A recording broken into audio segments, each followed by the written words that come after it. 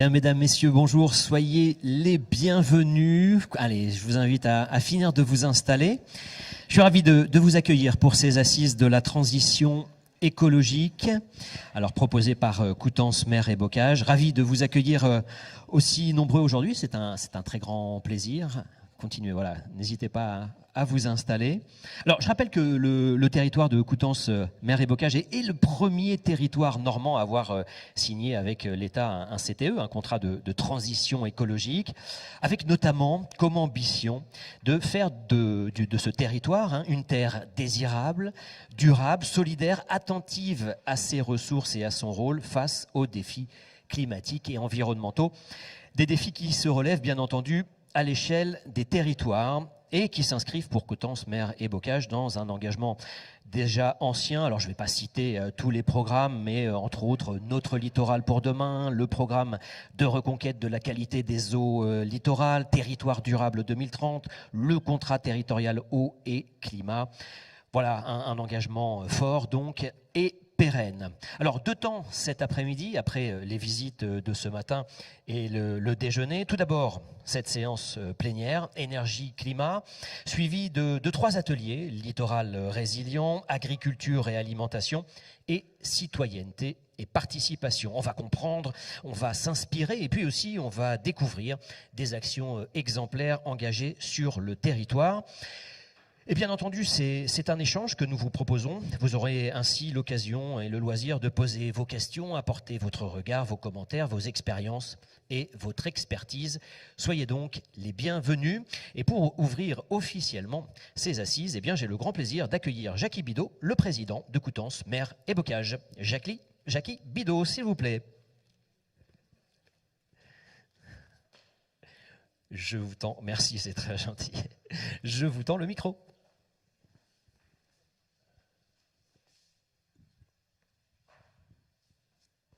Merci. Vous avez pratiquement dit une partie de mon discours, alors je vais t'embêter. Mais bon. Mesdames et messieurs, je suis très heureux de vous accueillir aujourd'hui au campus Métiers et Nature pour ces premières assises de la transition écologique de Coutances, Mer et Bocage. Et tiens à vous remercier chaleureusement, et tiens aussi à remercier chaleureusement la direction du campus de nous accueillir dans ce site remarquable. Cette journée qui a commencé ce matin par des visites de terrain, pour certains arrosées, a pour objectif de mutualiser et d'échanger, de favoriser une meilleure connaissance partagée des enjeux et problématiques locales, afin de renforcer l'écosystème local des acteurs de la transition écologique. Comme vous le savez, notre communauté de communes a été le premier territoire normand à signer un contrat de transition écologique avec l'État le 7 juillet 2019 avec Madame la secrétaire d'État Emmanuelle Wargon. Notre territoire était déjà très engagé depuis plusieurs années au travers de programmes et politiques de développement durable. Notre littoral pour demain, qu'a rapporté tout à l'heure notre cher animateur, le programme de la reconquête de la qualité des eaux littorales de 2017. Dois-je vous rappeler qu'en 2017, en août 2017, nous avons eu 3 interdictions simultanées. Une interdiction des eaux de baignade, une interdiction de pêche à pied, une interdiction de commercialisation, encore plus grave pour nos amis de la conchiculture. Ou encore le programme écologie industrielle et territoriale 2019. Depuis, nous avons lancé notre plan climat, air, énergie territorial et notre communauté de communes est labellisée pour son projet alimentaire territorial. Mardi prochain, nous signerons avec l'État un important projet partenarial d'aménagement pour recomposer des secteurs de notre littoral soumis aux risques liés au changement climatique. Ces sujets sont sensibles. Les enjeux sont complexes et méritent qu'on les comprenne en se les appropriant. Il ne s'agit pas de faire une longue liste, mais de montrer que l'ambition de tendre vers une transition écologique positive, créatrice d'emplois et de valeurs est réelle. La volonté est aujourd'hui de poursuivre ce travail autour d'un écosystème de partenaires coopérant ensemble de projets communs et d'une culture partagée des enjeux. Aujourd'hui, cette journée vise justement à rassembler les élus partenaires autour de thèmes fédérateurs. Ainsi, cet après-midi vous permettra de suivre une plénière énergie-climat à laquelle 3 ateliers débats suivront autour de l'agriculture et de l'alimentation, autour de la question de la résilience du littoral et autour de la place des citoyens dans la transition écologique. Pour rappel, la journée se termine en soirée par la projection en avant-première du film Les Gardiens du climat en présence du réalisateur Éric Frettel. J'ai dans ma poche encore quelques billets gratuits si certains d'entre vous sont intéressés d'assister à cette séance.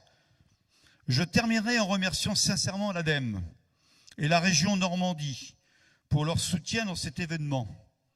Un grand merci enfin à Enerter, au SDEM 50 pour les visites de ce matin, ainsi qu'aux différents intervenants et élus qui ont accepté de venir débattre avec nous et de nous montrer des exemples réussis de la transition écologique. Pour s'inspirer, faire envie, faire ensemble. Je suis très heureux, moi, d'accueillir nos amis de Malonné, le maire, M. Coutet, qui nous a fait visiter sa commune. Et je lui disais tout à l'heure en déjeunant qu'il avait été précurseur en la matière. Et j'ai appris avec satisfaction qu'il continuait toujours à œuvrer. D'ailleurs, vous verrez tout à l'heure qu'il en parlera. On a aussi notre ami Stéphane Costa.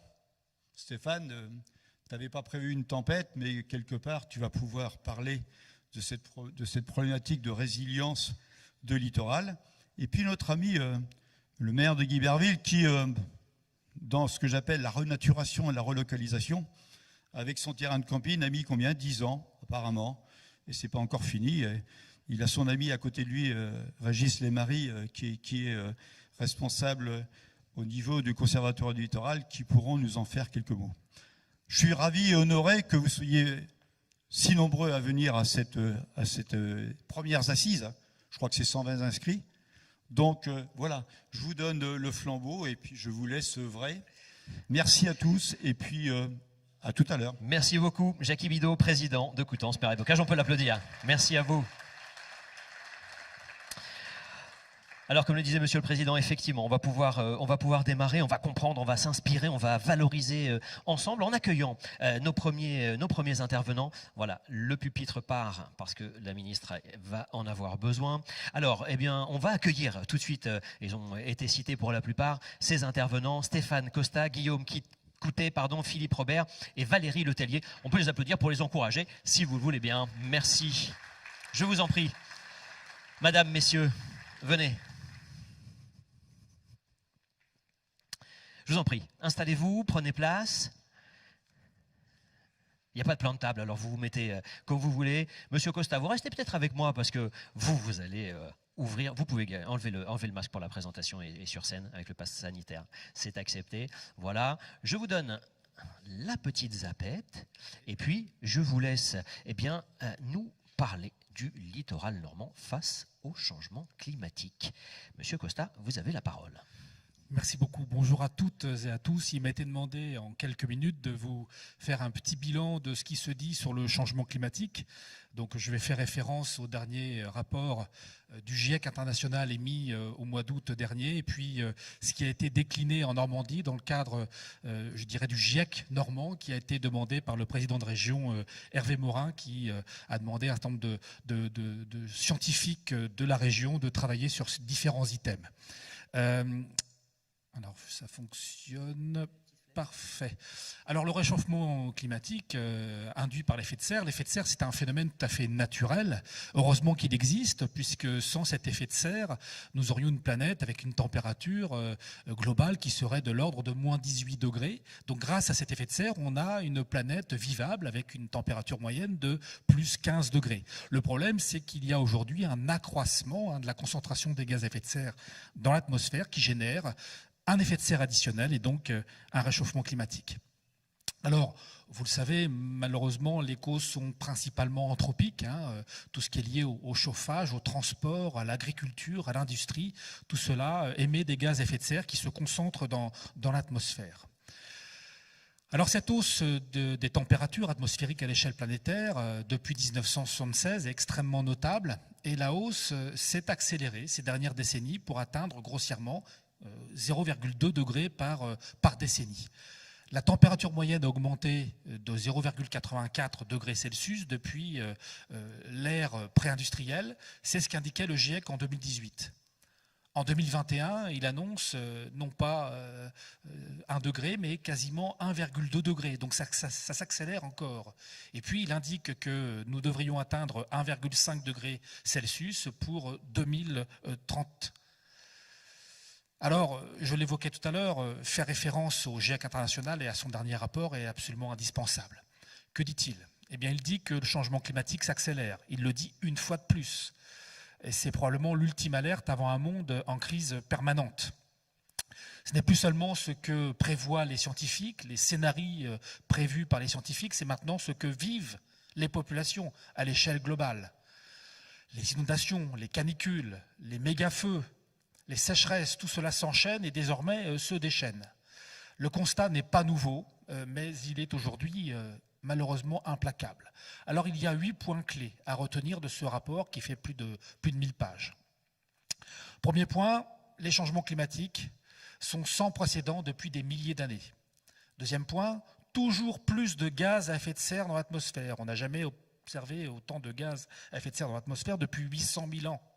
En dépit de l'engagement des États en 2015 à Paris lors de la COP 21. Troisième point, c'est l'homme qui est responsable, et maintenant c'est sans équivoque. Ce qu'il dit depuis 30 ans déjà.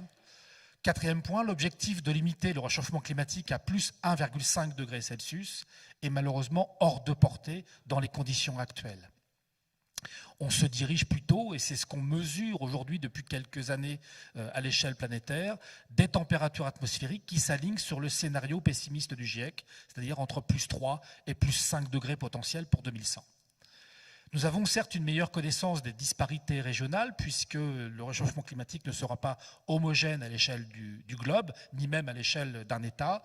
On sait que le réchauffement est 2 fois plus important en Arctique par exemple qu'autre part, ou en France le réchauffement sera surtout important le long de la Méditerranée et dans l'Est, où on attend pour 2040-2050 des canicules qui pourront atteindre 50 degrés. Sixième point, le cas du méthane. Le cas du méthane, qui est un gaz à effet de serre qui, là aussi, n'a jamais connu des teneurs aussi importantes dans l'atmosphère depuis des centaines de milliers d'années. Le problème de ce gaz, de ce méthane, c'est qu'il est 26 fois plus réchauffant que le gaz carbonique. Il a une durée de vie moins importante, mais il est 26 fois plus important en termes de réchauffement. Point 7, des conséquences de plus en plus dramatiques. Cet été, on en a encore connu tout autour de nous, en Belgique, en Allemagne. Le problème, c'est que ces phénomènes sont de plus en plus intenses, de plus en plus fréquents, et des phénomènes contre lesquels on aura toutes les peines du monde à se protéger. Et le point 8, gare au point de bascule ou d'emballement. Je fais référence notamment à des phénomènes de type forêt amazonienne qui, jusqu'à présent, était un puits de carbone. Il absorbait le carbone. Or, depuis quelques années, il émet du carbone. De même, l'océan n'absorbe plus autant de carbone qu'il en absorbait encore il y a 15-20 ans. Ça veut dire quoi ? Ça veut dire qu'on ne pourra plus absorber le carbone qu'on produit aujourd'hui de façon massive et que ça pourrait générer un emballement. Alors, bien évidemment, tout n'est pas perdu, mais l'enjeu et le défi est maintenant colossal et chaque dixième de degré comptera.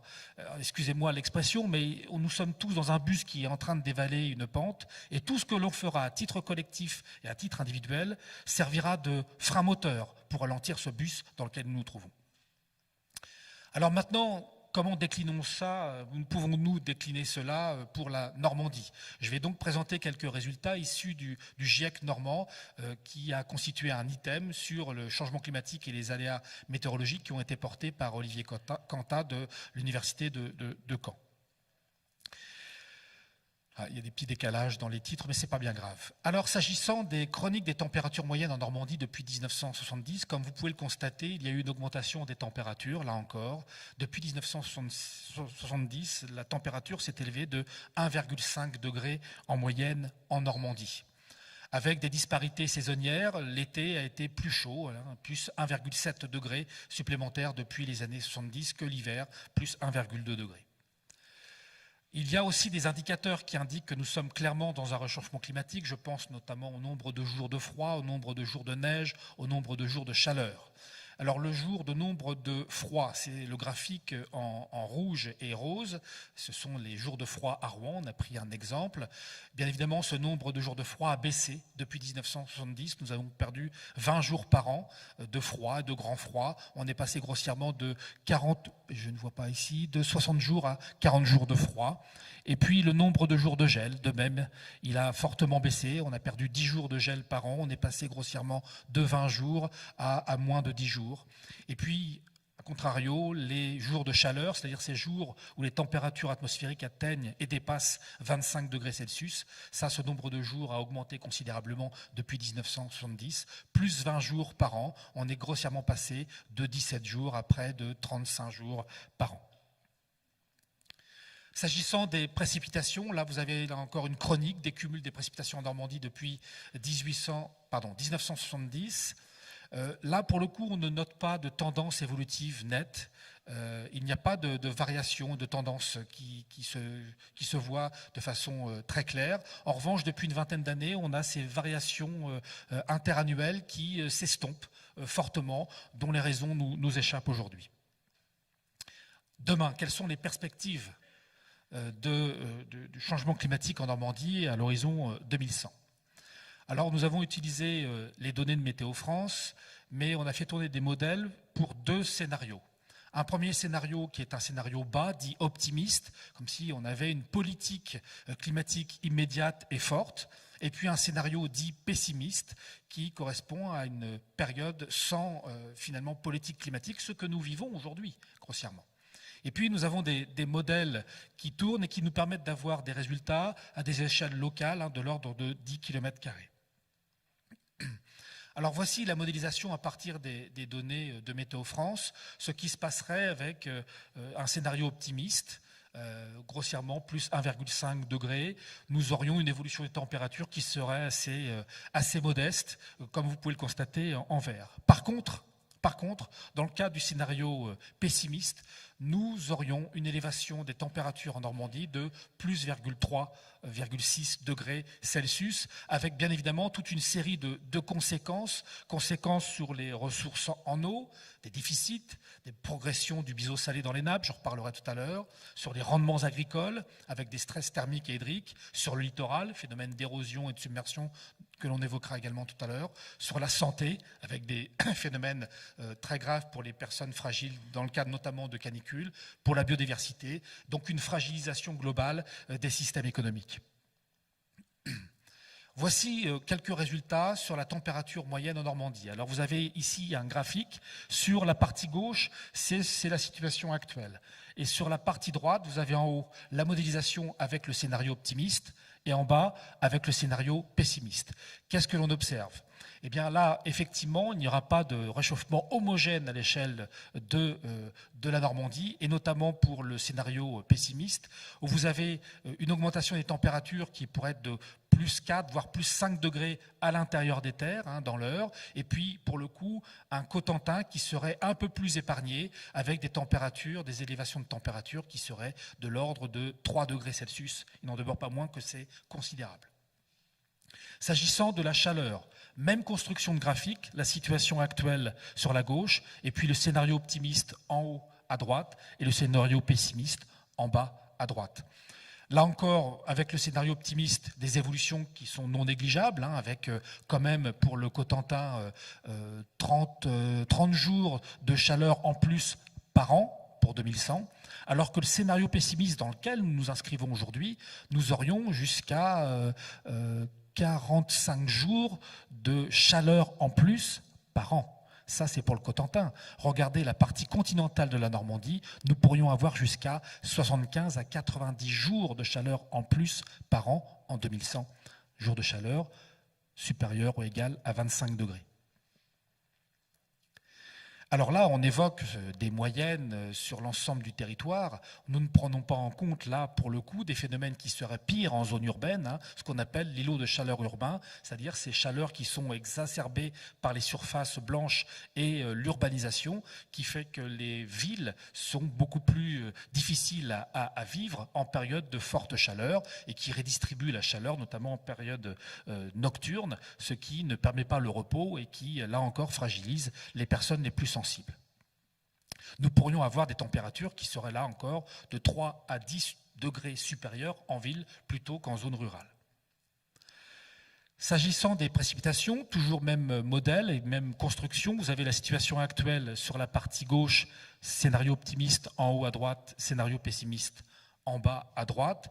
Et là encore, vous pouvez noter des baisses de précipitations non négligeables, notamment sur le Cotentin, avec une réduction des précipitations qui pourrait atteindre 16%. Alors cette baisse de précipitations s'organise de façon diverse selon les saisons. Vous auriez des hivers plus pluvieux, avec plus 14%. En revanche, des étés et des automnes, où là, les précipitations seraient beaucoup plus faibles, de moins 27 à moins 20% par rapport à l'actuel. S'agissant des tempêtes, là, pour le coup, certes, le GIEC annonce une augmentation de la fréquence et de l'intensité des tempêtes, mais fait surtout référence aux tempêtes tropicales, beaucoup moins aux phénomènes extratropicaux qui, là, posent plus de soucis. Il n'en demeure pas moins que nous interrogeons sur l'augmentation de la température de surface des océans, qui est le moteur, le déclencheur des cyclones. Si le réchauffement climatique atmosphérique réchauffe les eaux de surface, vous pouvez avoir une alimentation plus importante et plus longue de ces cyclones.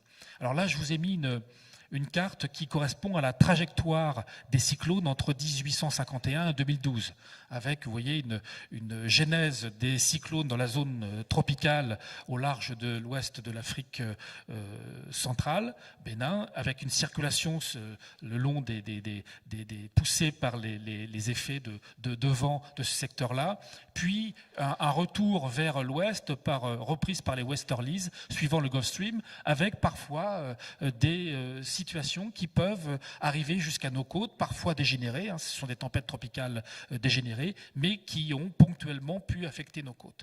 Il est bien évident que si la température de surface de l'eau qui explique la genèse de ces phénomènes est plus importante, nous pourrions avoir des phénomènes qui pourraient rejoindre nos côtes plus facilement et plus intensément.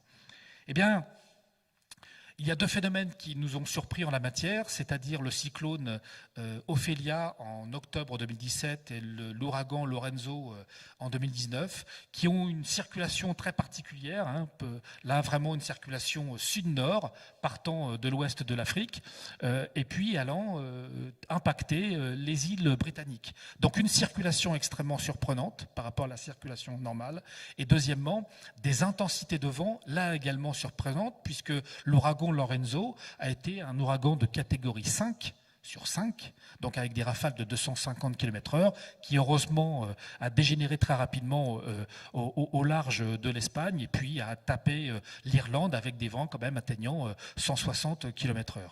Donc là, ce sont des choses qui nous intriguent et qui nous intéressent d'un point de vue scientifique, parce que est-ce que ce sont les signaux potentiels d'une évolution de ces phénomènes? Là, pour le coup, c'est encore du domaine de la recherche. Je vous remercie de votre attention. Merci beaucoup, on peut applaudir Stéphane Costa, co-président du GIEC normand, professeur des universités et président du Conseil scientifique de la stratégie nationale de gestion du trait de côte. Merci beaucoup, Stéphane Costa. À présent, je vous propose bien de nous inspirer. Hein, Jackie Bidot, on a parlé, on a le grand plaisir d'avoir à nos côtés le maire de Malonnet. Je vous demande d'accueillir Guillaume Coutet.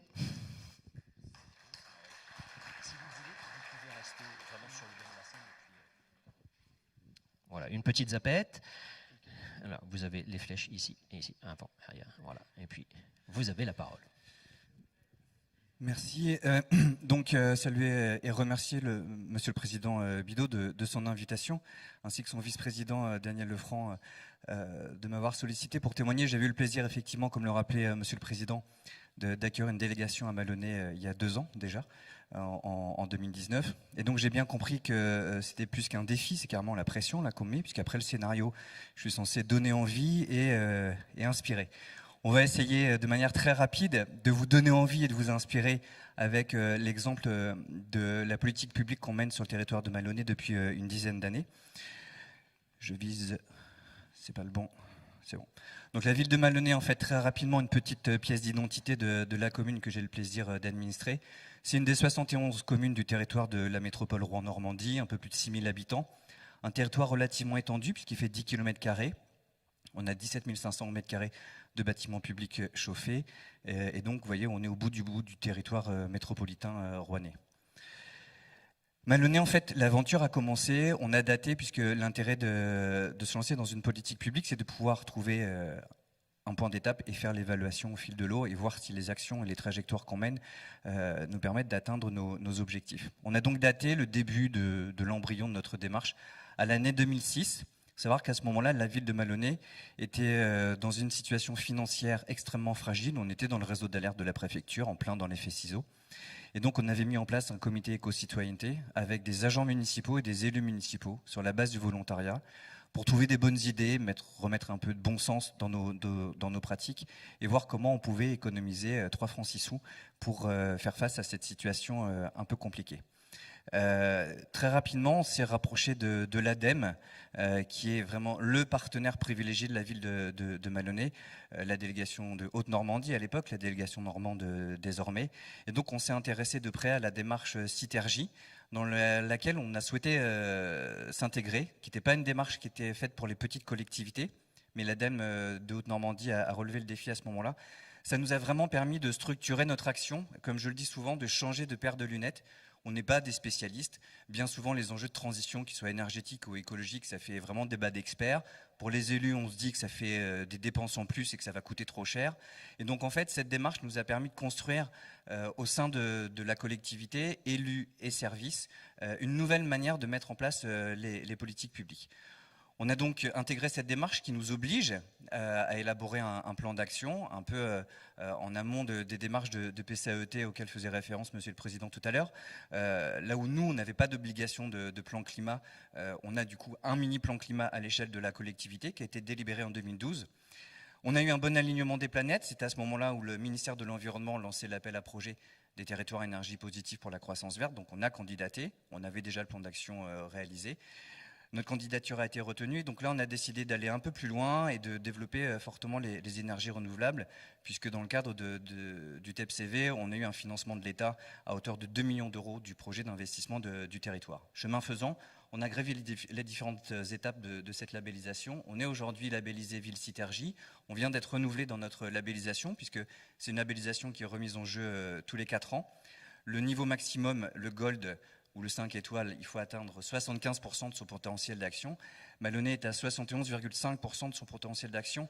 On est la plus petite collectivité française à atteindre ce niveau aujourd'hui. Il faut savoir que les collectivités qui sont labellisées sont en général des grosses agglomérations, Besançon et autres, qui ont plein de sous, contrairement à nous. Quelques exemples, je ne vais pas tout faire. On a vraiment, dans le cadre de cette politique, mais c'est un peu les enjeux qui sont ceux de votre intercommunalité, embrasser l'ensemble des compétences que peuvent être celles d'une commune, mais on va au-delà. On s'intéresse aussi au-delà des propres compétences de la commune. Et on porte aujourd'hui non pas un simple projet de transition énergétique, et on parle de Malonnet en transition, avec un S à transition, puisqu'on est vraiment sur les enjeux énergétiques, écologiques, mais aussi démocratiques. Je ne vais pas toutes les faire, parce que je n'ai pas le temps, sinon vous êtes là encore demain. Deux gros plans d'action de 8 ans, donc automatiquement ça nécessite d'être imaginatif et de développer pas mal d'actions. Quelques exemples, je ne vais pas là non plus tous les détailler, ce sera l'occasion, le cas échéant, de pouvoir y revenir. Un des gros effets leviers pour notre politique énergétique, c'est bien évidemment travailler la réhabilitation du patrimoine bâti. La ville de Malonnet a cette particularité que tous les services sont en régie municipale, donc on a énormément d'équipements, notamment une piscine municipale qui n'est pas en intercommunalité, pour ne donner que cet exemple. On a 4 groupes scolaires, près de 650 enfants scolarisés. Et donc, c'est vraiment sur le patrimoine qu'on a commencé à beaucoup travailler l'enjeu de la réhabilitation énergétique. Et notamment, faire la démonstration qu'on n'est pas obligé de raser et reconstruire pour être dans l'exemplarité. C'est notamment le cas dans le Haut, en 2014, du gymnase municipal. On a décidé de porter une opération de réhabilitation thermique relativement lourde. Et on a fait la démonstration économique qu'on pouvait réhabiliter, atteindre un potentiel de 60% d'économie d'énergie sur ce patrimoine qui avait plus de 40 ans, et d'être dans l'exemplarité et de déclencher des financements de l'Union européenne en passant. Je vais un peu parler dessous, puisqu'il paraît qu'il y a des élus dans la salle. Autre exemple, on n'avait pas du tout pensé à travailler les enjeux autour du chauffage de notre patrimoine, 2-3 chaudières qui vieillissaient un peu, au gaz, c'est d'actualité. Et bien là, parce que Citergy, parce qu'on a changé de paire de lunettes et on prend un peu de recul par rapport à la simple action publique qu'on mène traditionnellement, on s'est lancé dans un projet de chaufferie bois avec un réseau municipal. Il faut savoir que la particularité de Malonnet, étant sur un territoire métropolitain, c'est la métropole qui a la compétence énergie. Donc là, aucun habitant n'est relié à notre réseau de chaleur, parce que si on relie un logement, ça devient une compétence métropolitaine, et je préfère garder les économies pour la ville. Donc là, on a un réseau de chaleur qui nous permet d'alimenter. Donc c'est la petite maison qui est là, avec sa toiture végétalisée et sa façade végétalisée, qui nous permet d'alimenter les 3/4 de notre patrimoine. Et depuis, on a mis en service 2 autres chaufferies pour les équipements municipaux qui étaient un peu plus éloignés de cette chaufferie. Et donc on a aujourd'hui 3 chaufferies biomasse sur la ville. Systématiquement, vous le voyez un peu, sur nos opérations de réa, on essaye de faire en sorte de marquer l'espace public, de faire des choix en termes urbains qui puissent interpeller les habitants pour là aussi avoir une action de sensibilisation. C'est notamment le cas de la chaufferie. On montre que c'est possible, c'est la taille d'une maison, de végétaliser une toiture, de végétaliser une façade, que c'est pas moche, que ça coûte pas plus cher et qu'au contraire, en termes d'intégration, ça peut avoir un résultat assez sympathique. Une des particularités de Malonnet, c'est le développement de l'énergie solaire. On a aujourd'hui plus de 1700 mètres carrés de toiture photovoltaïque, qu'il s'agisse de tuiles sur l'église municipale et l'école, là-haut c'est de la tuile solaire, donc ça fait de l'étanchéité. Du panneau solaire sur le bac acier par exemple, qui est sur le toit rouge du centre socio-culturel, ou encore le boulodrome. Boulodrome, il pleut un peu de temps en temps dans notre région, donc on a dans le projet municipal mis un boulodrome pour favoriser cette pratique, et on s'est dit, quitte à créer une toiture, autant qu'elle serve aussi, qu'elle soit utile en termes de production d'énergie, donc on a mis un petit peu plus de sous pour la rendre solaire. L'originalité de Malonnet, c'est que l'intégralité de la production d'énergie solaire est autoconsommée sur notre patrimoine. On est le laboratoire national d'Enedis. On est la première ville de France à avoir mis en place l'autoconsommation collective étendue, ce qui fait qu'aujourd'hui, symboliquement, l'électricité produite sur le toit de l'église est par exemple consommée pour l'hôtel de ville. Sur la toiture du boulodrome, la toiture des écoles, ce projet d'autoconsommation nous permet d'avoir aujourd'hui une piscine 100% énergie renouvelable. La piscine est chauffée au bois grâce à notre chaufferie et alimentée en électricité avec nos toitures solaires. On a beaucoup travaillé au-delà donc de nos compétences sur l'animation du territoire, c'est un peu les enjeux d'un PCAET, de mobiliser les acteurs, notamment les acteurs publics, en particulier les bailleurs publics. Et donc là, aujourd'hui, on est aussi devenu à l'échelle du territoire métropolitain un peu le laboratoire des nouvelles formes d'habitat. On a par exemple mis en service la première résidence passive en 2015 du territoire de la Seine-Maritime, c'était à Malonnet. À l'échelle de la région Normandie, avec Habitat 76, on a mis en service la première résidence E+C- pour produire 200% d'énergie par rapport aux besoins du bâtiment. C'est la résidence Aïlisari, que je ne vois plus, oui, qui est là en plein milieu. Et là, on a réussi, à partir de l'exemplarité de ce qu'on fait avec les bailleurs publics, d'entraîner aussi les promoteurs privés. Pas toujours simple, mais c'est aussi, et c'est l'originalité du territoire, ce qui fait que là, on a par exemple dans le haut à droite un promoteur qui réalise 44 maisons en centre-ville. On a travaillé avec lui, les maisons auront toutes du coup de l'eau chaude solaire et on a fait végétaliser les garages. Pas prévu dans son projet, mais ça nous permet d'avoir une dynamique et un effet entraînant. Et là, on a une belle opération, un ancien supermarché, une friche qui a été rasée et avec Nexity, c'est pas les philanthropes à la base, on est d'accord, on a une belle opération de densification en cœur de ville. 96 logements intégralement en ossature bois, aucune voiture au cœur de l'îlot, l'intégralité des espaces de stationnement végétalisés. Et c'est le premier projet à l'échelle du territoire de la métropole de Rouen qui est concerné par le coefficient du biotope, puisqu'on a imposé sur toutes les parcelles de la ville de plus de 200 mètres carrés, si ça peut inspirer le territoire, une obligation de 25% d'espace naturel, soit au sol, soit sur le bâti. Et là, le coefficient du biotope fait que sur ce projet, le promoteur doit planter 81 arbres sur le site, là où avant on avait un parking de supermarché et un entrepôt. La biodiversité, justement, c'est un des enjeux. On sait très bien à l'échelle de nos communes, il faut qu'on marche sur deux jambes, le budget, c'est le nerf de la guerre, et l'urbanisme, savoir comment on veut dessiner le territoire. On voit par rapport aux prévisions que le GIEC normand a pu mettre en avant, l'augmentation du niveau de la mer, mais chez nous c'est plutôt l'augmentation du niveau de la Seine et des rivières par exemple, ou les phénomènes de ruissellement. Il y a un vrai enjeu autour de l'habitat. On a donc, avant que ça devienne une compétence de la métro, lancé une révision du PLU avec en plus une AE, une approche environnementale de l'urbanisme, pour vraiment redessiner la ville à l'horizon des 25 ans dans le cadre de ce projet de territoire. On a développé sur l'Urba, par exemple, le programme BIMBI. On a montré aux habitants l'intérêt qu'ils auraient peut-être dans le temps de construire dans le fond de leur jardin, à cette époque où les parcelles faisaient 1500 mètres carrés. Aujourd'hui, on est plutôt sur du 400 mètres carrés. De montrer l'intérêt aux habitants qui pourraient, dans les 5, 10, 15 ans. C'est une action qu'on a menée en 2004 et on voit aujourd'hui se traduire quelques constructions. On a chiffré l'équivalent de 3 lotissements, près d'une quarantaine de maisons, qu'on pouvait éviter en artificialisation en construisant de manière schématique dans le jardin des habitants. La biodiversité, c'est le nouvel axe sur lequel on travaille beaucoup. Il y avait notamment la végétalisation des abribus et on a mis en place le permis de végétaliser sur les espaces publics pour lutter contre quelques îlots de chaleur qu'on peut avoir en cœur de ville. Une des actions qu'on a mises en place, ça aussi inspire pas mal de territoires. L'enjeu, c'est la lutte contre la précarité énergétique. On voit l'actualité de ces derniers jours. Bien évidemment, ceux qui vont être les premières victimes des augmentations du prix de l'énergie sont ceux qui sont aujourd'hui déjà dans des passoires énergétiques. Et donc on a mis en place le SAM, cette petite dame qui est là à gauche, pour service d'aide à la maîtrise de l'énergie. Service municipal, service public, gratuit pour les habitants. On fait des visites à domicile quand des personnes nous demandent un coup de main pour payer une facture de chauffage parce qu'ils ne peuvent pas la payer, là où historiquement avant on pouvait filer un coup de main financièrement. On déclenche une visite, on regarde comment est le logement, on les accompagne du coup sur l'usage du logement ou potentiellement quand c'est des propriétaires occupants sur la transformation du logement. Et notamment, j'ai en exemple quelques dossiers de personnes âgées qui se disent c'est pas pour moi, l'âge que j'ai plus les moyens, sauf qu'ils ont toujours la chaudière au fioul, c'est avec les premières victimes de cette passoire énergétique dans laquelle ils habitent. Les dispositifs d'aide financière, ils existent, sauf que pour s'y retrouver, il faut être un expert, là, pour le coup. Et donc, le service public de la ville apporte ce tiers de confiance, puisqu'on voit fleurir quand même, depuis ces dernières années, beaucoup d'arnaques sur ce sujet-là, et on accompagne les habitants. Un des derniers dossiers, une petite dame ne peut pas payer son chauffage. On a engagé sur le long cours 1 an et demi de travail, le temps de monter les dossiers de financement, 40 000 € de travaux. Le reste à charge pour la dame a été de 1 000 €, puisqu'on a mobilisé 39 000 € de financement extérieur. C'est un exemple.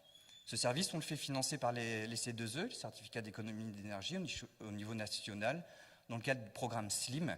Et on a répondu à 2-3 appels à projets de partenaires privés, la Massif notamment, qui nous finance un bout du temps de travail des agents sur cette action. Le partage des acquis, c'est un peu ce qu'on fait aujourd'hui ici, puisque je suis accompagné d'Isabelle Moulin, la directrice de l'environnement et des moyens techniques de la collectivité. Et donc voilà, vu le beau partenariat qu'on a monté avec l'ADEME, l'idée est aussi d'essayer d'essaimer à l'échelle du territoire métropolitain et bien évidemment au-delà, sur l'ensemble de la dynamique qu'on a pu initier. Le dernier exemple qu'on a lancé, on sera la première ville, monsieur le conseiller régional, en Seine-Maritime, à mettre en place un éco-centre de loisirs labellisé, et donc on devrait avoir la labellisation d'ici le mois de novembre prochain. Le Détour, donc c'est ce que j'évoquais, on accueille régulièrement des groupes en visite à Malonnet, c'est gratuit, je tiens à le dire. Une fois qu'on a mis la ville de manière très rapide et schématique dans l'exemplarité sur ses métiers, sur ses pratiques, puisqu'aujourd'hui on se déplace, 90% des kilomètres parcourus par la flotte automobile de la ville sont décarbonés, GNV ou électrique. On est venu avec une voiture au gaz depuis Malonnet jusqu'ici, pour l'anecdote. L'idée c'est de voir comment on peut, et c'est le plus gros enjeu, impliquer les habitants bien évidemment sur cette problématique qui est très compliquée des changements de comportement. On a lancé un défi qu'on a appelé la transition Pensée Quartier. J'étais un peu étonné du succès, puisqu'une centaine de personnes ont participé à ce défi sur le territoire, des équipes d'habitants, des équipes de voisins, des équipes de salariés, 2 classes de 2 écoles. Et pendant 3 mois, on leur a donné des défis à relever sur une thématique de leur choix. On les a suivis pendant ces 3 mois, ils ont été coachés par des spécialistes ou des agents municipaux. On a mis tout ça en images, suivi par un scénariste, mis en image par des illustrateurs de bande dessinée. On a sorti cette bande dessinée qu'on a appelée la transition pensée-quartier, qu'on a distribuée aux habitants pour leur montrer ce qui se passait dans le quartier d'à côté, ce qui pouvait être fait. Et depuis l'initiative de la transition pensée-quartier, on a une nouvelle association qui s'est créée, un CEL, un système d'échange local, qu'on a pu mobiliser pendant le Covid notamment. De nouvelles actions se sont initiées, notamment sur la création de jardins potagers partagés, directement réalisés et pris en charge par les habitants à l'échelle de différents quartiers. Dans le cadre de la mobilisation des habitants, on a aussi levé un emprunt citoyen auprès de la population pour financer une de nos toitures solaires sur une des écoles. On n'avait pas besoin de cet argent. Ça nous a coûté plus cher qu'un emprunt traditionnel auprès d'une banque, mais c'était là aussi un outil de sensibilisation au changement de comportement et sur les enjeux de l'énergie. Et donc on a levé cet emprunt qu'on a remboursé sur 3 ans. On a fini de le rembourser. Sur la plus d'une centaine de personnes qui nous ont prêté de l'argent, une trentaine étaient des habitants du territoire malonésien. Ça intéresse les élus. L'argent. On a commencé, je vous le disais, en 2006. La facture énergétique du territoire, c'était 275 000 €. Électricité, chauffage, carburant. Si on n'avait rien fait, à l'instar des scénarios du GIEC, si on n'avait pas conduit de politique publique sur le territoire municipal, on aurait été en 2019 à une facture énergétique de plus de 500 000 €. En 2019, la facture payée par la commune au niveau de l'énergie était de 200 000 €. Comme on est honnête, on précise qu'on a réhabilité la piscine, donc on a fait une petite économie en 18 et 19, parce qu'il y a eu un petit chantier assez long de réhabilitation de la piscine, mais quand bien même. On fait la démonstration de ce qu'on appelle le coût de l'inaction, et que l'intégralité de ces plans d'action qu'on a mis en œuvre sur le temps long nous permet d'avoir une trajectoire où on peut, d'une, contenir la hausse des prix de l'énergie et aussi réduire la consommation d'énergie de notre action publique en réduisant l'empreinte carbone de la collectivité. Enfin, au-delà des enjeux énergétiques, au-delà de cette aventure, comme je le disais, qui a commencé autour d'un enjeu financier, on a vraiment aujourd'hui réussi à porter un projet de territoire, comme je le disais, autour des transitions. Et il y a d'autres bénéfices à cette action, pas que l'enjeu financier. Les autres bénéfices de l'action, c'est qu'on est devenu un territoire attractif pour un certain nombre d'innovations. Par exemple, on a un beau partenariat avec le groupe Eaton, qui est un groupe américain, un spécialiste à l'international des métiers de l'électricité, et on a mis en place dans l'église une batterie, un système de stockage d'électricité, de notre électricité solaire, système de stockage qui est fait à partir de batteries de véhicules électriques reconditionnées. Tout le monde dit qu'on ne sait pas quoi faire des batteries, mais si, la filière est en train de s'organiser. Et donc là, on a testé pour eux un dispositif qui commercialise depuis pour les ménages. On a par exemple 9 heures d'autonomie de l'éclairage de l'église grâce à ce système de stockage d'électricité. On est dans toute la com, on parle de Maloney au Brésil, une vraie fierté, puisqu'ils ont équipé en même temps que la ville de Maloney la grande arena d'Amsterdam, qui est l'équivalent du Stade de France, de ce système. Si on n'avait pas été engagé, si on n'avait pas un peu eu de visibilité, bien évidemment, Eaton ne se serait pas intéressé à nous. Un terrain fertile aux initiatives citoyennes, je le disais, un MAP, jardin partagé. Et là, on a le premier projet d'habitat participatif qui sort sur le territoire de la ville. J'ai fermé une école maternelle. On ne voulait pas se séparer du patrimoine, qui était un patrimoine ancien, typique de cette vallée industrielle, puisque la ville est fortement marquée par son passé autour de l'industrie textile. On redonne vie à ce patrimoine en vendant ce patrimoine et en lui donnant une nouvelle vocation. Et là, on a un projet d'habitat participatif qui est en cours de réalisation, puisque les travaux ont commencé. Et bien évidemment, ça donne autre bénéfice de l'action, une image et de la visibilité. On a donné un nom à ce territoire. À l'échelle du territoire métropolitain, les enjeux autour de l'énergie, de l'écologie sont portés par Maloney. Maloney, ça ne fait pas très modeste de dire ça, mais c'est la vérité, tire le territoire, ce qui fait que notre engagement dans la démarche Synergie nous a permis, dans le cadre d'une COP21 locale, d'engager les autres communes. Je suis allé à la rencontre des 70 autres maires du territoire et on est aujourd'hui 15 collectivités engagées dans la démarche Synergie, ce qui fait du territoire de la métropole rouennaise le premier territoire au niveau national engagé avec l'ADEME dans cette démarche. Cette visibilité, à travers les médias notamment, développe aussi un sentiment de fierté d'une grande partie des habitants. On parle de leur ville à la télé, à la radio, leurs amis, famille, ah, on a vu le maire encore à la télé, voilà. Mais du coup, ça nous permet d'avoir plus facile derrière pour les embarquer dans cette aventure de l'implication citoyenne, du changement de comportement. Discuter ce midi, on peut se permettre du coup d'oser. Là, on a engagé un gros plan d'action, par exemple, sur les enjeux autour de l'eau.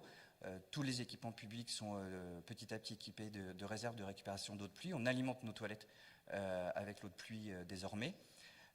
Et là, on franchit une nouvelle étape sur les enjeux de ville apaisée. On a un gros programme de réhabilitation d'une voirie qui dessert un groupe scolaire, 250 enfants dans l'élémentaire, 140 dans la maternelle. On supprime l'intégralité du stationnement le long de cette route qui dessert les écoles.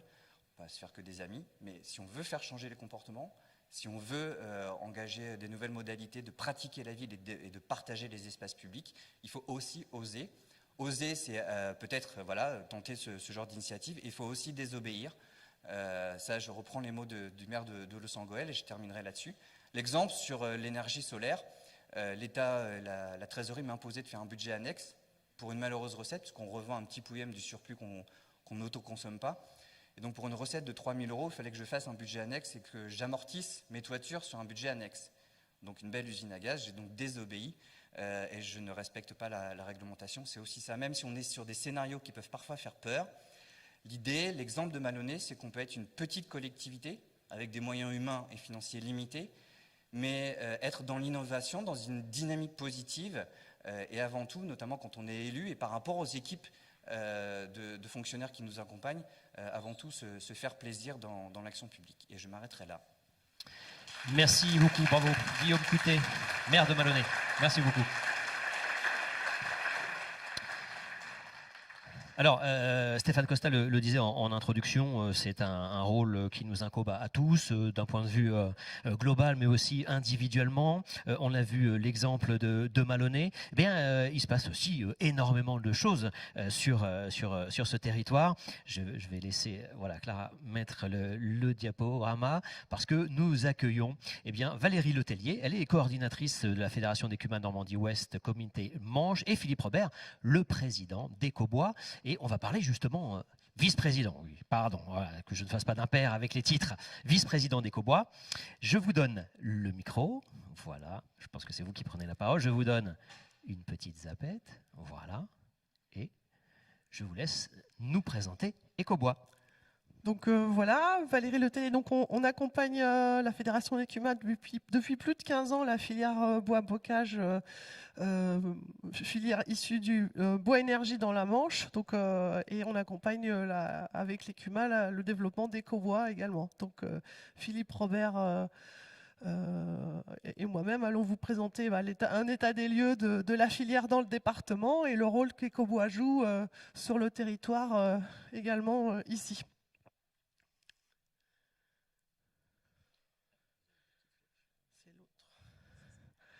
Donc pour rappel, voilà un peu l'origine de la filière. Donc vous constatez, alors, en Normandie, c'est pas la région la plus boisée, hein, c'est le bocage normand qui prédomine, et surtout dans la Manche, plus de 50 000 km de haies sur les 150 000 km normands. Donc c'est le département le plus bocager en France.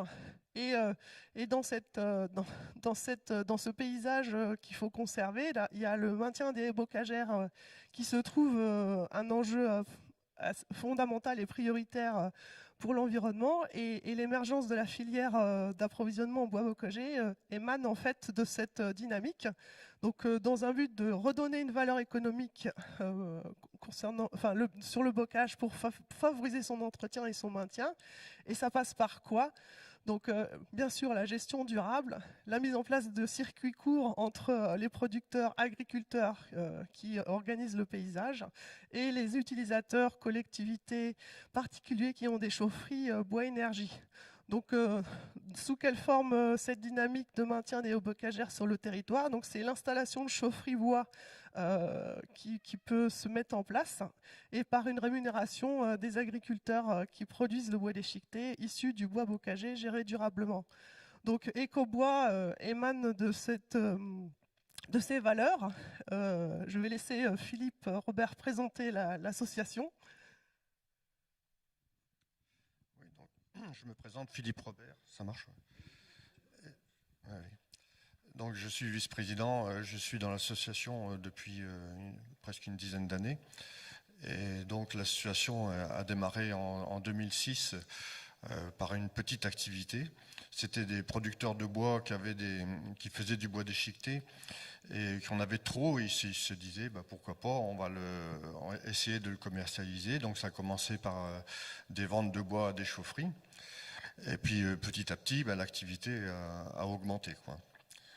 Donc maintenant on est passé je crois que c'était 60 tonnes la première année, et maintenant on est arrivé à un chiffre autour de 3500 tonnes. Donc il y a eu du chemin de fait, hein, ça suit son cours.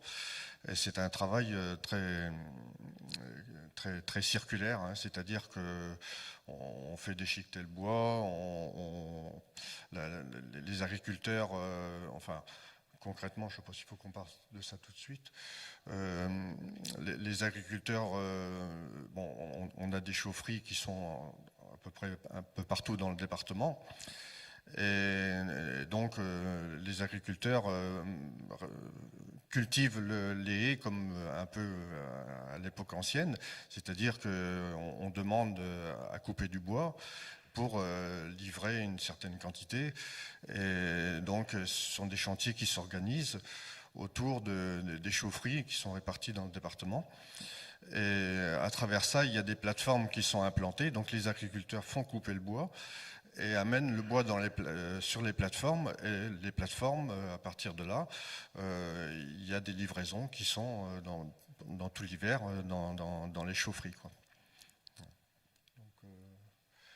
Donc il y a 14 plateformes dans le département, donc on peut voir, elles sont en jaune, je crois.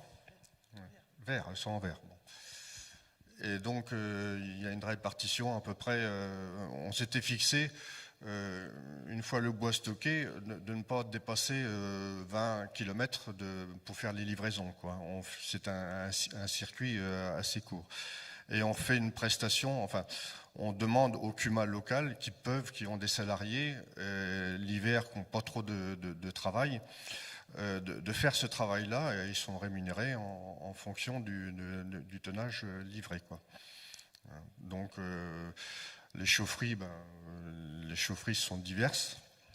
On a un gros contrat aussi avec le conseil départemental à travers les collèges. Donc là, je ne sais plus combien de collèges. 18 collèges, oui. Plus 5, et puis on livre aussi à des EHPAD. Donc on a une plateforme aussi ici, pas très loin d'ici, à Saint-Sauveur-Landelin.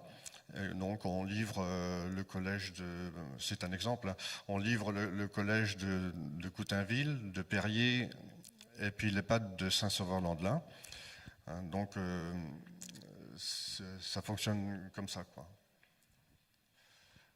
Donc je peux te repasser la main. Donc on vous a mis la carte des deux collectivités qui sont très proches pour être plus rationnel sur la partie présentation sur le territoire, entre les chaufferies, la plateforme.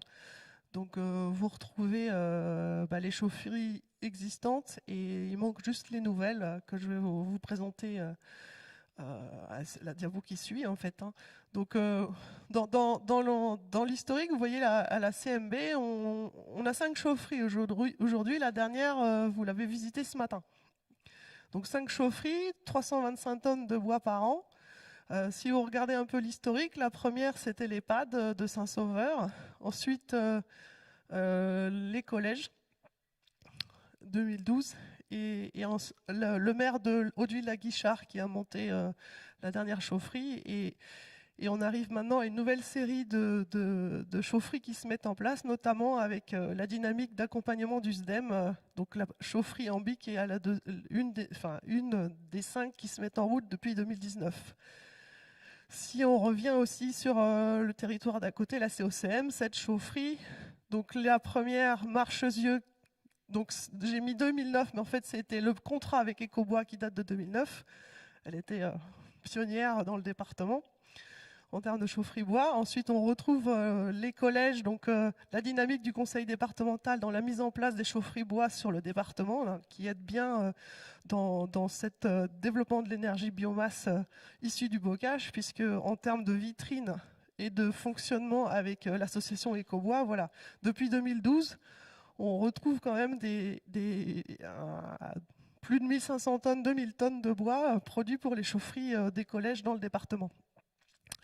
Et donc les dernières chaufferies mises en route, donc 2021, le collège de l'Essai, un réseau de chaleur à l'Essai et Saint-Germain-sur-Aie, donc chaufferie via l'accompagnement du SDEM.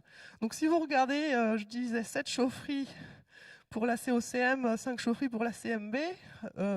La CMB de 325 tonnes de bois, en termes de valorisation, c'est 5 km valorisés issus de l'entretien des haies, donc des haies RECP dans la durée, donc coupées tous les ans, et en rotation sur 15 ans, 80 km.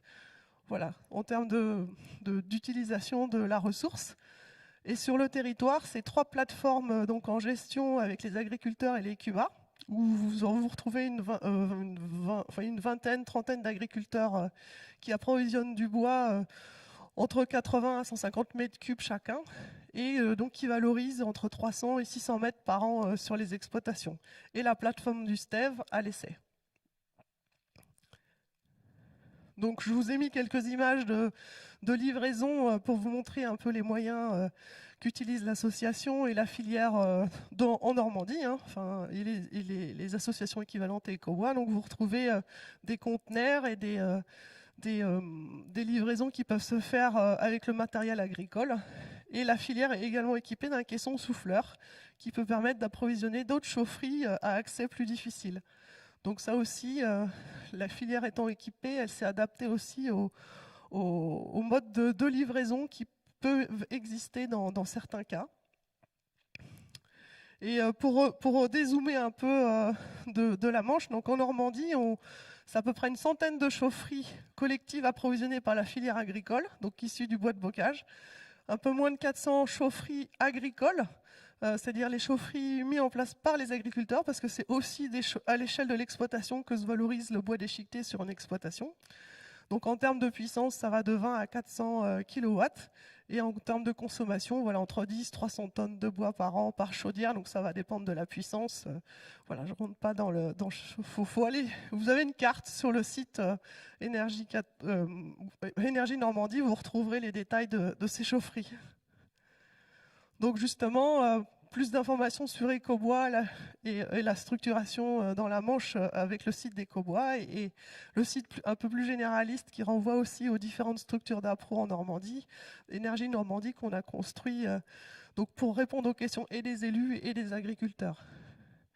Et je vous ai mis voilà, un petit graphique qui permet aussi de comparer les énergies fossiles avec l'énergie issue du bois déchiqueté qui reste un prix constant en fait depuis sa mise en place en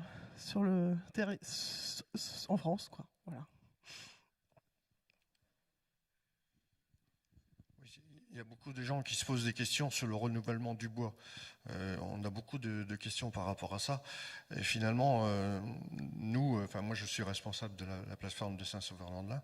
Et on freine des cas de fer pour que les paysans n'en apportent pas de trop, parce qu'on n'a pas l'écoulement, quoi. Donc on est prêt à recevoir,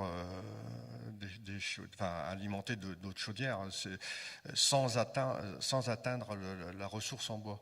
Sachant que les adhérents, les 120 adhérents, il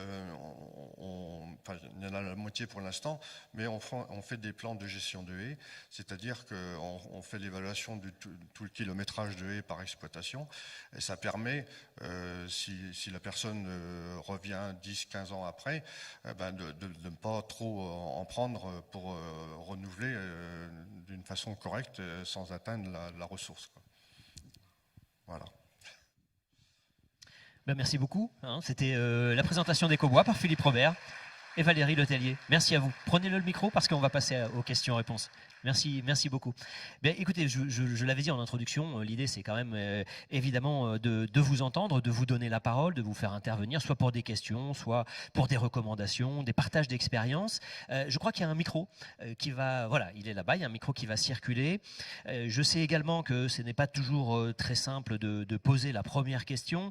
Alors j'ai cette remarque habituelle que je sors régulièrement. On va passer tout de suite à la deuxième question, et comme ça, normalement, ça devrait être plus simple. Alors, qui a une deuxième question à poser dans la salle? On amène tout de suite les micros. Alors que ce soit pour Philippe Costa, pour le maire de Malonnet, pour Ecobois, Stéphane Costa, désolé Stéphane, pour Stéphane, voilà, les micros sont ouverts et sont à vous. Voilà, on a une question? Non, je vois qu'on me fait signe. Voilà, une question devant, si vous voulez bien apporter le micro. Merci. Je souhaiterais donc poser une question au maire de Malonnet et comprendre le contexte politique dans lequel cette belle aventure s'est développée.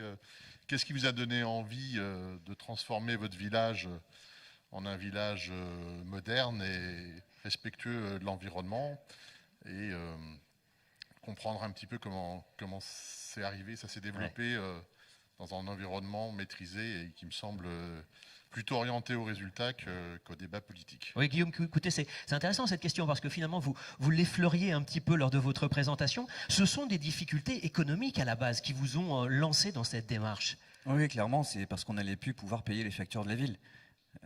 L'engagement, alors là, j'aurais dû le préciser, je ne suis pas adhérent d'Europe Écologie Les Verts. Et c'est aussi, voilà, enfin, on est sur de l'écologie pragmatique. On essaye de se mettre dans l'exemplarité sur nos métiers, sur l'organisation des services. Et le début de notre aventure, c'est parce qu'on allait se retrouver avec l'effet ciseau et qu'on n'allait plus pouvoir payer les factures. Donc du coup, ça nous a amené à faire des choix. Un des premiers choix, on avait au début de l'aventure 20 000 mètres carrés de bâtiments publics. On est aujourd'hui à peine près de 17 500. On a fait aussi le choix de se séparer des mètres carrés. On sait très bien aujourd'hui, dès l'instant qu'on a des mètres carrés qui se libèrent, on a toujours une association à coller dedans. Prenez l'exemple des écoles. On n'a jamais assez de place dans les écoles. Dès qu'il y a une salle qui se libère, pouf, on a une idée de bibliothèque, de machin, de je sais pas quoi. Moi, j'ai fermé une école. Parce qu'à un moment donné, quand vous avez 3 écoles maternelles, dont une école maternelle avec 2 classes, 19 et 21 gamins, et dans les 2 autres maternelles, des salles vides, à un moment donné, c'est aussi une question de gestion de l'argent public. Une vieille école qui, thermiquement, allait nous coûter un bras en termes de réhabilitation, chauffée au fioul, c'est bon, quoi. Oui, il y a 10 ans, 15 ans, on n'aurait peut-être pas fait ce choix-là, parce que l'attachement, patrimoine, le fait... Alors, dans le conseil municipal, j'avais des élus qui avaient été dans cette école. Hein. Bon, on ne l'a pas rasée, on la transforme. On avait une vieille salle des fêtes, juste devant la mairie. Salle des fêtes qui était le cinéma, où historiquement certains Malonésiens ont rencontré l'amour. C'était une salle borgne, sans aucune accessibilité PMR, bourrée d'amiante du sol au plafond. On a rasé. À un moment donné, c'est aussi des choix qui sont un peu compliqués, mais si on veut accompagner une dynamique sur le territoire, il faut aussi savoir faire des choix. Après, politiquement... je n'ai pas d'opposition municipale, ça facilite peut-être un peu les choses à l'occasion. Depuis que je suis maire, en fait, ça fait 20 ans que je suis élu de la ville, je suis maire depuis 2012, et il n'y a pas d'opposition municipale sur le territoire. Peut-être Guillaume, c'est pas tout à fait un village, hein, on est quand même une ville. Hein. Oui, c'est 6200 habitants, c'est un beau village. On parle aussi d'acceptabilité des citoyens. Comment ça se passe? On a vu ce casting qui a été très médiatisé, on en a beaucoup parlé, vous avez fait appel aux citoyens, aux citoyennes, et ça a bien marché. Acceptabilité, je pense à 2 exemples. L'exemple que vous évoquiez, le parking, moins de parking, on sait ça que pour les élus c'est une question très délicate. Et puis je voyais également, quand on va sur le site et quand on regarde les vidéos, l'église avec ces tuiles en panneaux solaires finalement. Cette double acceptabilité, comment ça fonctionne et comment on fait pour que, d'un point de vue pédagogique, ça passe et que les citoyens et citoyennes s'en emparent? En fait, on voit aujourd'hui la difficulté qu'on a quand on est élu. On est de plus en plus, sans que ce soit péjoratif ou aucun jugement de valeur, de moins en moins face à des citoyens et de plus en plus face à des consommateurs. qui petit à petit consomment des biens de grande consommation et consomment aussi leurs élus. Et on est aujourd'hui soumis à un rythme qui est le rythme des réseaux sociaux, du toujours plus vite. Or, l'action publique, nous, changer un territoire, ça se fait sur le temps long. Donc on a un gros boulot de pédagogie à faire au quotidien pour expliquer. Il y a plein d'habitants qui ne savent pas comment ça marche une ville. Pour expliquer comment ça marche, que ce n'est pas parce qu'on n'a pas envie, c'est parce qu'on n'a pas assez de sous, ou que techniquement, réglementairement, on n'a pas le droit. Et pour faire cette pédagogie, moi je suis convaincu d'une chose, c'est d'utiliser l'espace public pour interpeller. Et oui, volontairement, c'est aussi prendre des risques. Le premier bâtiment public municipal qu'on a couvert en toiture solaire, c'était l'église. On n'a pas commencé par le gymnase, l'école ou je sais pas quoi. On a couvert l'église pour que ça fasse débat. On n'aime pas. On est élu, on prend nos responsabilités. Justement, quel a été le débat alors? Qu'est-ce qu'on vous a dit? Alors, on a eu du bol parce qu'en fait, on a installé la toiture. Bon, le curé, il était d'accord. Il paye plus d'électricité. Pile poil au moment où le pape a sorti son encyclique sur le réchauffement climatique. Vous étiez raccord avec le pape. Voilà. Stéphane Costa, nous, on s'est déjà croisés, notamment lors des assises normandes du développement durable, ou sur des plateaux, parce que évidemment vous êtes très sollicité en tant que coprésident avec Monsieur Léniel. Et vous me disiez, finalement, on est quand même aujourd'hui passé du c'est pas possible à comment on fait. Là, ça y est, il y a eu un point de bascule, Stéphane Costa. On n'est plus à discuter est-ce que c'est vrai, est-ce que c'est pas vrai, mais bon, qu'est-ce qu'on fait? C'est ça aujourd'hui, votre vision, Stéphane? Oui, c'est vrai, mais à grand renfort de presse. Je crois que maintenant tout le monde est grossièrement convaincu de ce changement climatique, puisqu'on a impacté dans notre quotidien. Je dirais, quelque part, c'est presque un peu anthropocentré. C'est parce que maintenant on se sent concerné qu'on a envie d'agir. Mais il n'en demeure pas moins que ça fait maintenant 30 ans que je travaille sur le changement climatique. Il y a 30 ans, on m'écoutait gentiment, poliment. Et effectivement, aujourd'hui, on a, depuis la tempête Xynthia, pour les communes littorales, on a vraiment basculé dans autre chose en se disant mais on ne peut plus vivre de cette façon, on ne peut plus en vivre et y vivre de la même façon sur le littoral, mais maintenant, comment on procède? Y a-t-il tous les outils réglementaires et financiers permettant aux collectivités de franchir le pas? Je n'en suis pas encore totalement persuadé, mais en tout cas, on a affaire de plus en plus à des élus qui sont convaincus des changements et convaincus que le territoire doit évoluer face à ces changements. Oui, c'est ça. Merci Stéphane. On prend une question. Il y a toujours un micro qui se balade parmi vous. N'hésitez pas à... Voilà, on a une question devant. Peut-être je vous laisse vous présenter et puis nous poser votre question.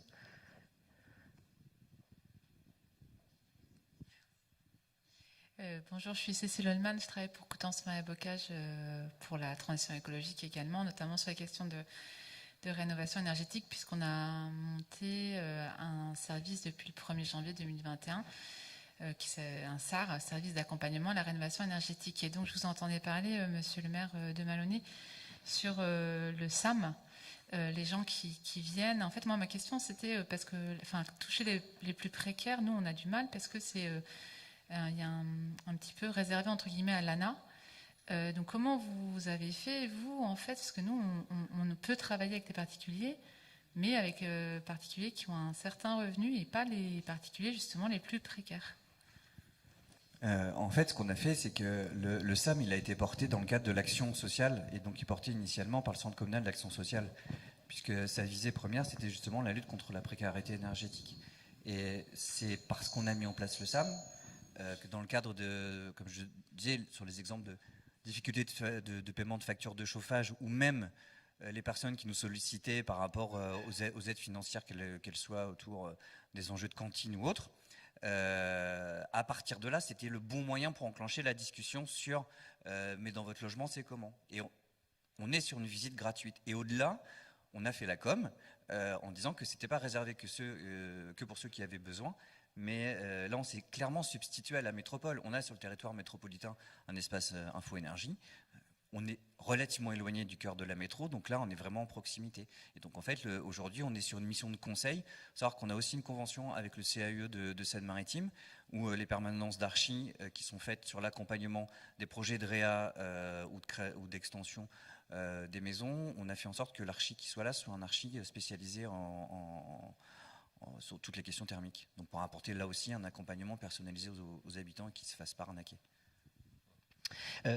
Philippe Robert, Valérie Letellier, vous l'évoquiez également là lors de votre présentation. On peut aussi parfois se poser la question, on parle de l'utilisation des haies, on parle de circuits courts, et parfois vous me disiez les remarques qu'on fait, mais pourquoi vous coupez les haies? On a l'impression que vous les détruisez. En fait, vous les entretenez, parce que les haies, il faut les couper pour qu'elles soient entretenues finalement. Et donc, ce n'est pas une destruction, c'est bien de l'agroécologie. On en parlera d'ailleurs lors de l'atelier avec Monsieur Dufumier. Oui, de toute façon, la haie est une création de l'homme. Donc, c'est quelque chose qui date de plusieurs centaines d'années. Donc, elles ont été accentuées parce qu'il y a eu des divisions de propriétés. Donc, il y a eu, dans notre coin. Et, bon, c'est vrai qu'avec la modernisation de l'agriculture, il y en a eu beaucoup d'arrachés, il y a eu des remembrements. Nous les premiers, on l'a fait aussi. On a replanté quand même. Mais c'est quelque chose, justement, quand on a mis l'association en place, les agriculteurs qui amenaient le bois, c'était des haies qui avaient 30, 40 ans d'âge, c'est-à-dire du bois qui commençait à tomber, et la haie derrière, elle a beaucoup plus de mal à repousser, tout simplement, quoi. Et donc, maintenant, on arrive à jour. Avec le plan de gestion, on fait une rotation de 15 ans, de 10-15 ans, ça dépend des espèces. Le saule, on sait bien que le saule, par exemple, il faut y aller plus vite. Enfin, l'agriculteur, il reprend en main sa gestion, quoi. Merci, c'est intéressant de l'entendre parce qu'effectivement on parle de circuits courts, on parle d'actions sur les territoires. Là, avec ces actions-là, d'abord c'est plus simple, c'est moins coûteux d'avoir du bois déchiqueté que des bûches par exemple, c'est plus simple pour le transport et on a vu les économies potentielles, hein. Donc il y a bien sûr le solaire, mais il y a aussi cette ressource qui est une ressource l'un très importante. n'empêche pas l'autre, et en plus en régénérant les haies, piège le carbone plus. On connaît évidemment le rôle des haies impératif à partir de 15 ans, elle fixe moins le carbone, dans la biodiversité, bien sûr. Voilà. Bon, je me tourne à nouveau vers le public pour prendre votre question. Monsieur, pareil, on vous apporte un petit micro, je vous laisse vous présenter et poser votre question.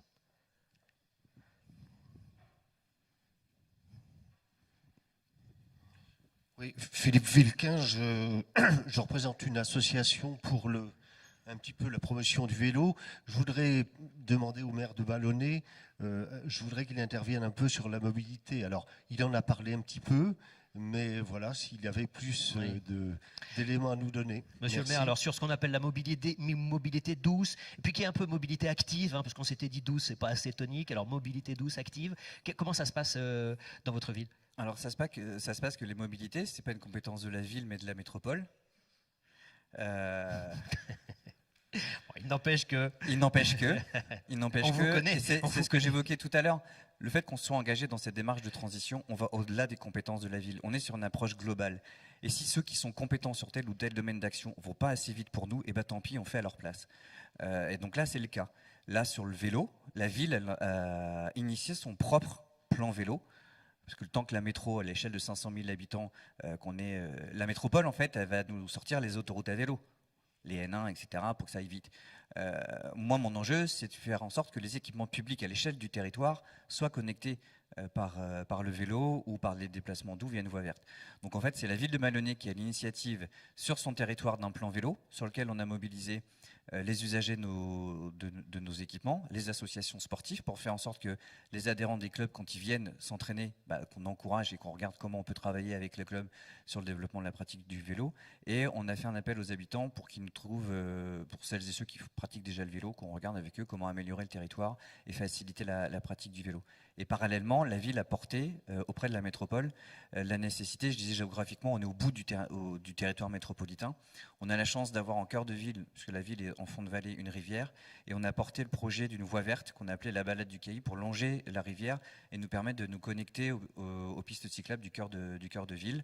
On ne sera pas sur une autoroute à vélo pour aller au boulot, mais si déjà à l'échelle du territoire on peut connecter les différents équipements, Donc on a pris la main sur les aménagements urbains dans ce sens-là. Et l'exemple que je donnais tout à l'heure pour les travaux de requalification qu'on va mener à l'été prochain sur cette route qui dessert les écoles où on fait sauter le stationnement, à la place du stationnement, on met la voie verte et la bande cyclable bidirectionnelle.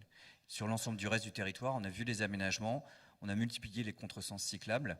Là, un des hameaux, puisque la ville fait 10 km², un des hameaux où on a les zones, on a encore 4 exploitations agricoles sur le territoire. On a travaillé les espaces, on a passé l'intégralité du hameau en zone 30, avec un couloir piéton-vélo matérialisé au sol pour casser la vitesse et pour habituer les gens à partager davantage l'espace. On travaille beaucoup aussi là sur les voies partagées, pour montrer en fait que la place sur l'espace public n'est pas la priorité à la voiture. Stéphane Costa, j'aimerais revenir avec vous sur un point important parce que vous représentez donc le GIEC normand. On a vu les scénarios. Depuis le premier rapport du GIEC international jusqu'au tout récent, on sait que ce sont plutôt les scénarios pessimistes qui sont à l'œuvre. Pourtant, vous dites, voilà, c'est pas la fin du monde, pas de défaitisme, on peut encore agir. Alors comment, j'ai envie de vous demander, comment, Stéphane Costa, on peut agir? Je crois que le maire de Ballonnet qui est à côté de moi montre justement l'activité qui peut être menée dans le bon sens par les élus locaux, les élus territoriaux, c'est une évidence, avec là pour le coup une force politique, hein, il faut du courage politique pour y aller, et puis l'énergie, vous n'en manquez pas, et c'est extrêmement stimulant pour nous aussi de voir qu'il y a des maires, des élus en général qui sont en capacité de se lancer dans ce type d'aventure. Mais l'erreur consisterait à croire qu'il faut attendre les États. Je crains que la COP prochaine nous donne une douche froide, hein, même si ça se déroule en Écosse. Mauvais jeu de mots, pardon. Oui, parce que quand on voit que tous les États disent officiellement nous voulons aller vers la réduction des émissions de gaz à effet de serre, mais que face aux pénuries aujourd'hui liées à une relance économique, la Chine, l'Australie relance à tout crin des usines charbon, voilà, ça ne va pas forcément dans le bon sens. Et puis je redescends d'échelle, c'est aussi l'affaire de chacun. Comme je l'évoquais tout à l'heure, c'est aussi notre action quotidienne. Nous avons, nous aussi, à titre individuel, le droit d'être exemplaires, ou au moins de montrer l'exemple. Vous y croyez, vous, en tant que scientifique, Stéphane Costa, à cette part du colibri, hein, c'est-à-dire le petit acte du quotidien? Pour vous, c'est important? Mais bien sûr, et il y a une étude récente qui est sortie, qui indique très clairement que l'action individuelle peut réduire les émissions de gaz à effet de serre de l'ordre de 20%. Donc notre action quotidienne peut être extrêmement efficace. Il y a plein de raisons d'espérer. Alors je sais que j'ai un petit peu refroidi l'atmosphère tout à l'heure, même si je parlais de réchauffement climatique. Alors c'est des jeux de mots que je ne cherchais absolument pas à faire. Hein. Vraiment, désolé. Mais il n'en demeure pas moins que effectivement nos actions individuelles peuvent peser très lourd dans la balance. Une petite question, Stéphane Costa. Moi, j'aimerais avoir votre regard. Bien sûr, en tant que scientifique, mais aussi en tant que citoyen, vous êtes plutôt optimiste dans vos projections? Vous y croyez? Ou vous vous dites, c'est dans la nature de l'humain, c'est-à-dire qu'il va être devant le fait accompli pour vraiment agir de façon globale? Mais on est déjà devant le mur, là. C'est pas ça va arriver, on est dedans, là. Et ça va être très violent. Et ce qu'on est en train de connaître, ce n'est qu'un début. Donc il y a des gens qui réagissent déjà beaucoup. Et à nous aussi de faire collectivement en sorte que les élus de plus haut niveau acceptent que effectivement ça va nous coûter un peu cher, mais que ça va nous coûter moins cher, notamment en vie humaine, d'agir maintenant et fortement. Je veux dire, on a deux pouvoirs entre les mains, je le dis souvent à mes étudiants, et c'est là aussi des raisons d'espérer, parce qu'on voit plein d'actions partout qui nous amènent à espérer. On a deux pouvoirs, on a le pouvoir de la carte bleue déjà. Regardons ce qu'on consomme. Arrêtons de manger des pommes qui viennent de Nouvelle-Zélande, par exemple. Le e-commerce, c'est dramatique en termes d'émissions de gaz à effet de serre. Enfin, j'en parle à mes filles qui parfois commandent une paire de baskets et puis ça traverse l'Europe, ça arrive et puis ah ben non, c'est pas la bonne taille, puis ça repart et ça refait le tour de l'Europe. C'est dramatique tout ça. Mais il y a quand même des éléments d'espoir nombreux, je crois, au travers de ce qu'on voit en termes d'action locale et même nationale. Je crois qu'on en prend le chemin, ça ne va pas assez vite, bien évidemment, et je crois véritablement à notre capacité à réagir. Mais là encore, je le disais tout à l'heure, c'est parce qu'on est menacé à titre individuel qu'on commence à agir. J'espère que ça ne sera pas trop tard. Mais une chose est sûre, ça va être violent. Voilà, ça. Guillaume Coutet, j'aimerais vous poser cette question parce que c'est vrai que quand on voit le travail effectué par Malonnet, on a vu l'ensemble des photos, un panel gigantesque. Ça peut aussi être un petit peu pour un élu se dire ouais, nous on n'y arrivera jamais. Quel conseil vous donneriez pour déclencher, pour chausser, c'est pas la bonne expression, mais en tout cas changer, mettre sa bonne paire de lunettes, la paire de lunettes environnementale, la paire de lunettes pour le climat, quel pourrait être un premier pas? Parce que vous comprenez que ça peut être impressionnant tout ce que vous avez déjà mis en place. Non, mais alors, il n'y a rien d'impressionnant. Ça peut être impressionnant parce que c'est le résultat d'une action au long cours sur 10 ans. J'ai pas de conseils à donner. Chaque projet de territoire de transition doit être adapté à son territoire. Moi, j'ai pas la mer, donc la problématique du littoral sur Malonnet, je la connais pas. On est sur un territoire métropolitain, donc on a des contraintes qui sont complètement différentes. Notre exemple, c'est simplement de montrer qu'il est possible d'agir et qu'il est plus que temps d'agir. Et en écho à ce que vous disiez à l'instant, je suis convaincu, la ministre de la Cohésion des Territoires vient vous rendre visite, semble-t-il. Moi, je suis convaincu d'une chose, la réussite de la transition, il ne faut pas qu'on l'attende de l'État. C'est les territoires qui ont les clés, c'est les territoires, et notamment les communes et les intercos. Pourquoi? Parce que l'enjeu de la réussite de la transition, c'est le changement de comportement des citoyens. On pourra avoir les meilleurs objectifs au niveau national, que ce soit français, européen, international, se faire plaisir dans des COP en voiture, en voilà. Regardez ce qui se passe aujourd'hui. 3-4 centimes de litre d'essence, et tout le monde est en panique. Sauf que ça fait combien d'années qu'on sait que l'électricité va doubler? Ça fait combien d'années qu'on sait que le pétrole va devenir de plus en plus cher? Et on n'a pas préparé psychologiquement suffisamment les habitants. Sauf que le tiers de confiance aujourd'hui qu'ont les citoyens, c'est en direction de leurs élus locaux, les maires et les habitants aussi à l'échelle des intercos, puisque c'est des intercos qui organisent les mobilités, la collecte des déchets, la gestion de l'eau, l'assainissement, etc. Donc la seule chose, et Monsieur le Président, c'est un message, la ministre vient vous rendre visite pour signer le CRTE. Faites confiance au territoire, c'est nous qui avons les clés. Et si demain on explique tout simplement aux citoyens que 2 centimes, puisqu'on voit bien que la TVA, qui n'est pas un impôt affecté, si le fameux débat de la taxe carbone, quand nos ronds-points se sont fleuris de jaune, avait été mieux expliqué en disant cette contribution de 2 centimes, elle revient en dotation à la commune et à l'interco. Surtout pas le département ou la région, on est déjà trop loin. Pour la vie du quotidien, la commune, l'interco, sur ses compétences, vos quelques centimes du gasoil et de l'essence, c'est une dotation climat-énergie. Et sur 5 ans, on se donne comme objectif, ça va dans la réhabilitation énergétique des écoles, ça va dans le développement des transports en commun, ça file un coup de main aux intercos comme ici qui viennent de récupérer la compétence transport et qui partent de loin parce que c'est une jeune intercommunalité.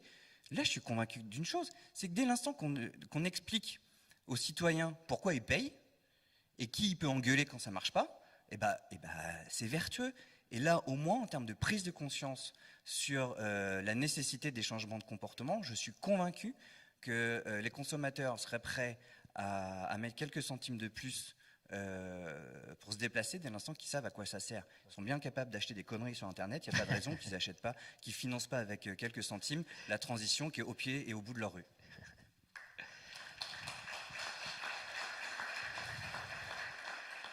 Ah, il nous reste quelques minutes avant de marquer une pause. Voilà, super. Alors, une question tout de suite. Monsieur, on vous apporte un micro. Bonjour. Bonjour, Jacques Lemalier, militant depuis 50 ans dans plusieurs associations, fatigué d'être colibri. Je vais partir sur 3 exemples. On a des difficultés avec une association qui s'appelle Roulis-Bancoutencé à faire respecter la réglementation qui a été votée sur la circulation douce et sur les itinéraires parallèles. Deuxième exemple, les talus, l'arasement des talus et des haies. Sur mon canton de résidence l'an dernier, 940 mètres de talus arasés et abattus. Je crois qu'il y avait une loi qui interdisait ça. Et troisième exemple, l'apiculture. 30% de nos abeilles crèvent tous les ans. Voilà, c'est plus tenable, quoi. C'est plus tenable. Alors, moi, la question que j'ai en tant qu'ancien membre d'association avec d'anciennes responsabilités, c'est de dire on peut pas être en opposition avec les décideurs locaux, avec les pouvoirs locaux. Il faut qu'on soit en opposition. Nous, on ne présente pas un contre-pouvoir, on n'a pas envie du pouvoir. On a envie de partenariat. Et aidez-nous à faire avancer ces questions. Donc, sur ces 3 exemples-là, il y en a de multiples autres. Sur les 3 thèmes que j'ai avancés, les circulations douces, par exemple, l'arasement des talus. Et pour être diamétralement opposé à l'avant-dernière question, moi, j'ai posé la question, et ce n'est pas un reproche, c'est un constat, on ne va pas polémiquer là-dessus, à la CMB sur ce qu'était la réglementation de l'arasement des talus. Je n'ai aucune réponse. C'est absolument impossible d'avoir une réponse sur cette... Là, c'est effectivement, on entend bien, en tout cas, sur la partie partenariat. C'est ça qui est intéressant. On va laisser, si vous voulez bien, répondre les invités. Sur cette partie partenariat, monsieur le maire, c'est très intéressant ce qu'on entend, c'est-à-dire que nous, ce que dit monsieur, nous, on ne veut pas être dans un contre-pouvoir parce qu'on ne veut pas de pouvoir. Comment vous entendez ça? Comment vous percevez cette remarque? C'est tout l'enjeu d'un projet de transition à l'échelle d'un territoire. La collectivité publique municipale ne peut pas faire seule. Peut pas faire seule, d'une, parce que certaines compétences réglementaires sont détenues par l'interco ou par le département et la région, mais elle ne peut pas faire seule par rapport aux sachants. Il y a plein de gens qui sont super investis, qui connaissent bien le territoire. Nous, on vient de se lancer, on vient d'être retenu par l'Office français de la biodiversité pour mettre en place un atlas communal de la biodiversité. Il faut aussi faire confiance à celles et ceux qui sont les autres acteurs du territoire. Après, la difficulté, c'est de gérer aussi à l'occasion quelques antagonismes historiques, traditionnels. Et c'est pour ça que je disais tout à l'heure, Malonné, on essaye de se mettre dans la posture, non pas de l'écologie punitive, mais de l'écologie pragmatique. Je ne vais pas aller donner des leçons aux chasseurs, aux agriculteurs, à qui vous voulez. Par contre, on essaye de les mettre autour de la table pour lutter contre l'arrachement des haies, replanter et gérer du coup les problématiques de ruissellement et essayer de faire confiance à celles. On a tellement de mal, on le voit dans tout le milieu associatif. Compliqué de trouver des bénévoles. On a tous craint, après la période de la crise sanitaire, de perdre de nombreux bénévoles dans nos associations. Un projet de transition, c'est un bon moyen. Sur nos territoires, on a plein de pépites, on a plein de gens super investis. Donc l'idée, c'est de voir comment on peut les embarquer dans l'aventure. La transition ne peut pas se réussir toute seule à l'échelle de la collectivité publique, mais c'est vraiment une dynamique sur le territoire et de mettre tous les acteurs en mouvement en même temps. Valérie Letellier, j'entendais un pragmatisme dynamique. Finalement, vous, peut-être que vous ne vous posez pas toutes ces questions, mais alors vous êtes vraiment à fond dans cette dimension-là, en réfléchissant. Alors bien sûr avec les chaufferies, mais aussi il y a d'autres évolutions possibles et d'autres emplois possibles pour ces copeaux de bois, du paillage, etc. Alors oui, justement, donc on parle des copeaux de bois issus des haies bocagères pour faire des chaufferies, mais aussi on montre aussi aux agriculteurs que ces copeaux de bois ils peuvent être aussi utilisés sur leur propre exploitation, en litière animale, et aux collectivités aussi en paillage végétal. Donc voilà, c'est aussi des débouchés qui valorisent les haies gérées durablement. Donc effectivement, par rapport à des haies arrachées, Ecobois n'est pas dans cette dynamique-là, et voilà. Il n'y a pas non plus... Le message qu'on pourrait dire aux élus, c'est qu'il y a la ressource bocagère, les agriculteurs pourraient être prêts à valoriser avec un entretien, à partir du moment où il y a une valorisation derrière, et qu'ils puissent les couper et avoir une dynamique au circuit court avec une valorisation locale. Donc en fait, on peut vous rassurer par rapport à la ressource s'il y a un débouché en local. Quand vous voyez que sur la CMB, les quelques chaufferies que la filière bocage approvisionne, c'est un petit 50 km géré durablement, en rotation sur 15 ans. Si j'entends bien, Valérie Letellier, ce que vous nous dites, c'est moi, si je suis une commune, je m'interroge, je me dis tiens, ça peut m'intéresser, mais je suis inquiet. Non, on peut partir sur 50, 60, 70 ans et se dire c'est bon, je m'engage avec Ecobois et ils vont me fournir les quantités nécessaires sur une durée de temps qui est une durée de temps d'une municipalité, et donc voilà, qui est sur plusieurs décennies. L'incitation, c'est de maintenir les haies bocagères, donc c'est dans le cahier des charges de l'association. Et effectivement, il y a un plan d'approvisionnement qui est fait en fonction des exploitations et de l'approvisionnement local. Je vais laisser compléter Philippe Robert, qui gère la plateforme en local pour illustrer peut-être un peu plus. Philippe Robert, oui, un mot sur cet approvisionnement? Oui, ben nous quand on entend un paysan dire bon ben je coupe le bois et puis j'arrase la haie derrière, ben, on lui dit non, on ne cautionne pas ça, donc on ne prend pas le bois, quoi, hein. Ouais. Bon, c'est facile à dire, mais le gars, on ne peut pas l'empêcher de le faire, hein. On en est désolé, quoi, hein, mais bon, Enfin, ce que vous proposez, finalement, c'est un avantage aussi important pour l'agriculteur, parce que son travail devient rémunéré, au fond, hein. Il revend, et il peut utiliser une partie, garder une partie du bois pour lui-même, et puis revendre une autre partie, l'excédent. Voilà, ouais, c'est ça. Ouais.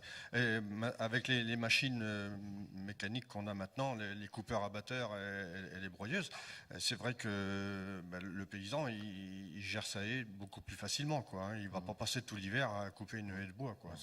C'est clair. Très bien. Et aussi, Ecobois a un marché important pour le paillage des haies, des replantations, hein. Faut le savoir, avec la baie du Mont-Saint-Michel, et avec le parc naturel des Marais à côté, là. Et donc, ça marche tellement bien, enfin, les collectivités se sont mis là-dedans.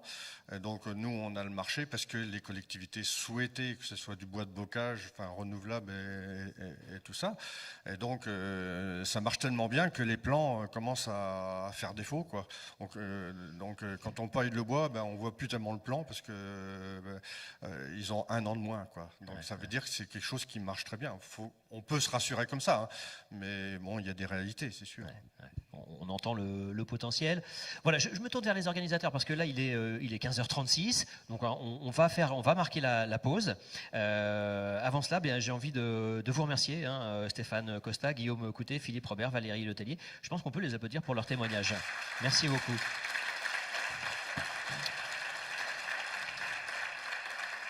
On marque une pause et on se retrouve à 16h pour les ateliers Littoral Résilient, Agriculture et Alimentation, Citoyenneté et Participation. C'est fléché, on fait un petit cocktail, un petit pot, un petit café à l'espace forum et on se retrouve dans 30 minutes pour les ateliers. Merci beaucoup.